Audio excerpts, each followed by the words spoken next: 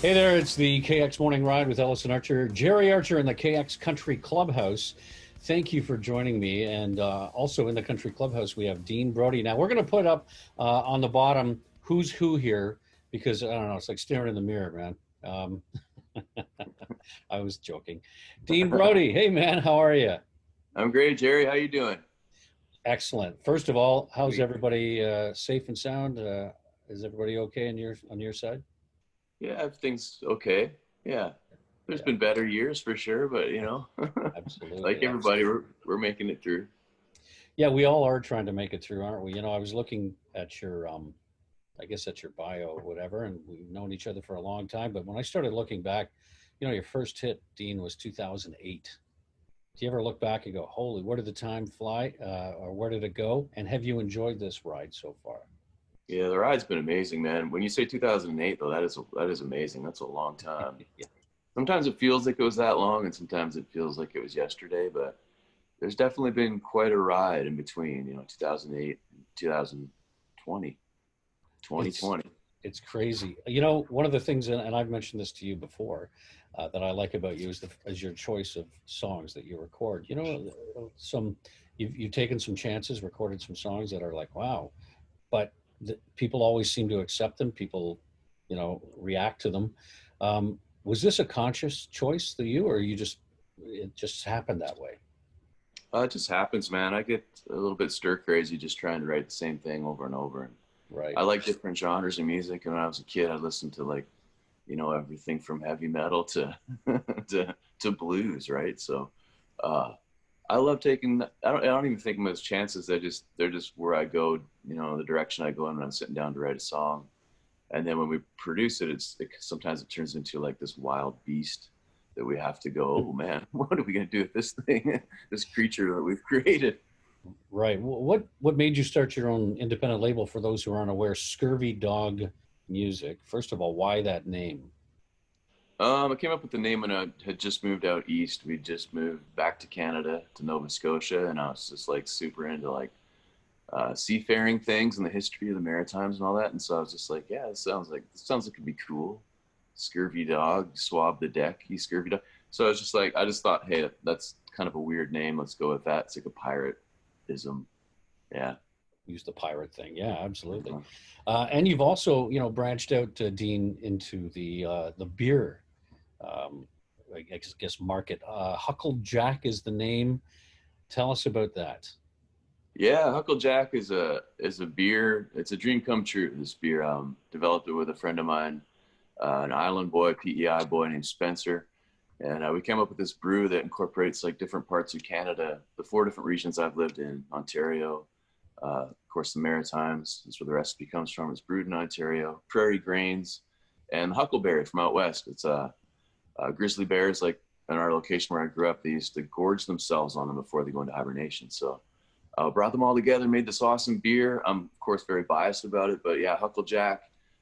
It's the can with the little tree on it on the front of it, little trail marker tree, and it's been a fun ride, man. Even though it's been 2020, it's a tough year to launch a beer. To do anything in 2020 is tough. So seeing the sales go up has been really encouraging. What changes have you had to make, and how have you had to adjust for these live shows? Um, Basically, yeah, it's been an adjustment because we can't all gather like we're used to, being shoulder to shoulder with our buddies and raising beers and having a good time. And so, concerts, they change the whole dynamic changes once you say that people can't be together. And so one thing that we found is really cool. It's still nostalgic. It's still got a real cool factor to it. Was the drive-in concept, and we've seen like some great shows. Like some of my friends, like the Rec Laws, have had some shows, and we've done a show, and it's a lot of fun, man. It's its own thing. And I think years from now, when we look back and we see these like weird pictures of like, Mom, Dad, why are you in a car watching this show? And I'll be like, well, that was the year of COVID. And so I think looking back, we'll have some cool memories from these drive-in shows. What about musically moving forward the next 6 months, the next year? I know you've been releasing singles. Canadian Summer, by the way, congratulations on that success. And, you know, it's a great song that speaks to so many people. You mentioned all the different areas of the country where you've been or you've lived or you've visited, especially in Ontario. We have cottage country. I think nothing more than that. When I hear that song, it really does reach out and touch everyone who's gone to a cottage. Yeah, I think the whole Canadian summer vibe is something, you know, obviously as Canadians, we have the longest winters. So when we have a summer, we get that little, you know, that little bit of that window to have a good time. We know how to have a good summer. And that's what that song was all about. And moving forward, I'm just going to keep writing. We got some stuff we're putting in the studio, getting done in the studio in a couple weeks. So excited for you guys to hear that new stuff. So are you looking at signing any artists to your independent label? Or was this something you want to do for yourself to have you on it or part of it, or what's the Yeah, plan there? that's it, Jerry. Yeah, it's just so I can own my own stuff. I'm not gonna. I don't think I'm gonna hire, you know, young talent, and I got enough on my plate. But yeah, it was strictly just to have more control over my future and the business side of it. Are you able to prepare the same way for a concert like the drive-in theater? Is there how do you prepare? I mean, you can't actually go there and be on stage until just before, right? I mean, they're not going to let you on there. What's the difference in preparation? I'd say it's the same. Like me and the guys get together, we do a bunch of rehearsals, and we, you know, plan out, you know, different things that we can do to make it exciting. And honestly, it's the same show, same energy. The difference is just how people are congregated in front of us. But yeah, same deal, same everything. Well, I'm sure you're going to bring down the house, as your song says, and we're looking forward to it. OLG Play Stage. Oh, by the way, for those who are joining us, we want to thank you for that.